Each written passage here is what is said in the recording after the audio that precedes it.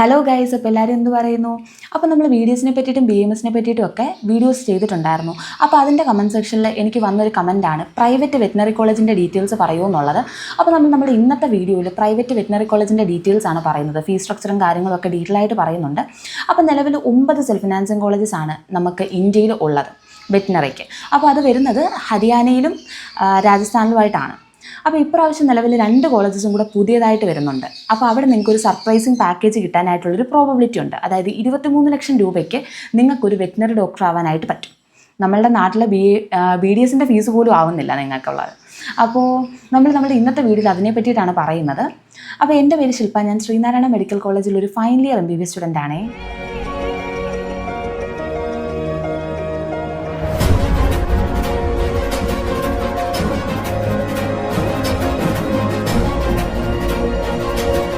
അപ്പോൾ ഞാൻ എൻ്റെ നേരത്തെ ഉള്ളൊരു വീഡിയോയിൽ പറഞ്ഞിട്ടുള്ളതാണ്, ഞാൻ ത്രൂ ഗൈഡൻസ് എടുത്ത കുറച്ച് കൊച്ചുങ്ങൾ ഓൾ ഇന്ത്യയിൽ വെറ്റിനറിക്ക് പഠിക്കുന്നുണ്ടെന്നുള്ളത്. അപ്പോൾ അവരുടെ റിവ്യൂവും കാര്യങ്ങളൊക്കെ ഷൂട്ട് ചെയ്യാൻ വേണ്ടിയിട്ട് ഞാൻ കോളേജ് വിസിറ്റ് ചെയ്തിട്ടുണ്ടായിരുന്നു. ആ ഒരു സമയത്ത് ബാക്കിയുള്ള 9 കോളേജസും ഞാൻ വിസിറ്റ് ചെയ്തിട്ടുണ്ടായിരുന്നു. ഇപ്പോൾ ഈ പറഞ്ഞ 2 കോളേജ്, അതായത് പുതുതായിട്ട് തുടങ്ങുന്ന 2 കോളേജും വിസിറ്റ് ചെയ്തിട്ടുണ്ടായിരുന്നു. എന്ന് വെച്ച് കഴിഞ്ഞാൽ ഇതെല്ലാം പോകുന്ന ഒരേ റൂട്ടിൽ, നമ്മൾ ആ ഒരു പോകുന്ന അതേ റൂട്ടിൽ തന്നെയാണ് ഈ കോളേജസ് എല്ലാം ഇരിക്കുന്നത്. അതുകൊണ്ട് പ്രത്യേകിച്ച് ബുദ്ധിമുട്ടും കാര്യങ്ങളൊന്നും ഉണ്ടായിരുന്നില്ല. അപ്പോൾ എനിക്ക് എന്തായാലും ഉറപ്പിച്ച് പറയാൻ പറ്റും കേട്ടോ, ഈ 9 കോളേജ്, അതായത് ഇപ്പോൾ നിലവിലുള്ള 9 കോളേജസിനെക്കാട്ടിലും ബെറ്റർ ഇൻഫ്രാസ്ട്രക്ചറും കാര്യങ്ങളും ഉള്ളതാണ് ഇപ്പോൾ വരാനിരിക്കുന്ന ഈ 2 കോളേജ്.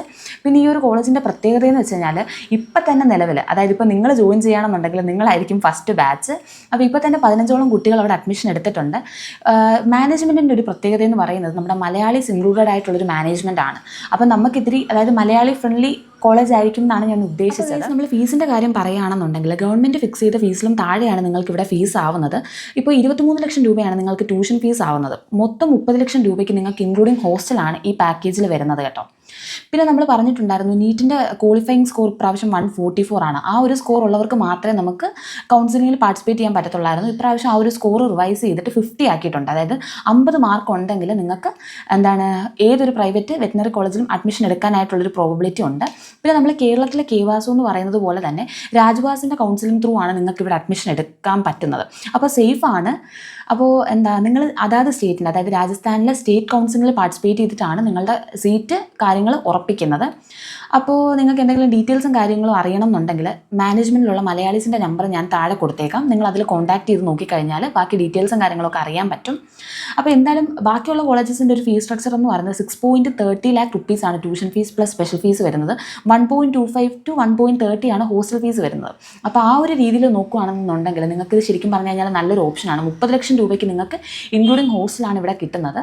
അപ്പോൾ എന്തെങ്കിലും ഡൗട്ടും കാര്യങ്ങളൊക്കെ ഉണ്ടെങ്കിൽ നിങ്ങൾ ഈ താഴെ കാണുന്ന നമ്പറിൽ വിളിക്കുകയോ മെസ്സേജോ ഒക്കെ ചെയ്യുക. അപ്പോൾ അത്രേ ഉള്ളൂ. ടാറ്റാ.